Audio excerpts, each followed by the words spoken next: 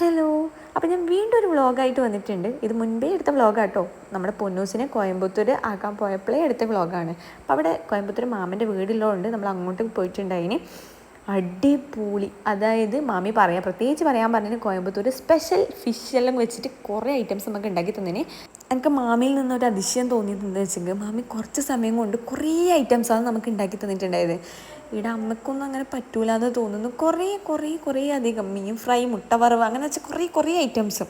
അതിനിടയിൽ ഞാനിങ്ങനെ പപ്പങ്കായെല്ലാം തിന്നുന്നുണ്ട്. പപ്പായ കേട്ടോ, പപ്പങ്കായി എന്നാണ് നമ്മുടെ കാസർഗോഡ് പറയുന്നത്. അപ്പോൾ ഇത് കണ്ടില്ലേ, ഇത്രയും ഐറ്റംസാണ് മാമി നമുക്ക് ഉണ്ടാക്കി തന്നിട്ടുള്ളത്. ഇതേപോലെയാണ് ഉച്ചക്കും. ഇതിപ്പോൾ രാത്രിക്കത്തെ ഫുഡാണ്. ഈ ഫിഷ് ഐറ്റംസൊക്കെ നമുക്ക് രാത്രിക്കാണ് ഉണ്ടായത്. അപ്പം അടിപൊളി ഫുഡ് നമുക്ക് മാമി ആക്കി തന്നിട്ടുണ്ടായിന്. അപ്പം അതൊക്കെ കഴിച്ചിട്ട് നമുക്ക് പൊന്നൂസിനും വിച്ചൂട്ടനും നമ്മുടെ അടുത്തേക്ക് വരാൻ പറ്റിയിട്ടുണ്ടായിട്ട്. അവരുടെ ക്ലാസ് കഴിഞ്ഞ ക്ഷീണത്തിൽ അവിടെ റൂമിൽ തന്നെ ഇരുന്നു. അപ്പോൾ അവരോട് ബായ് പറഞ്ഞ് നമ്മൾ റൂമിലേക്ക് പോയി.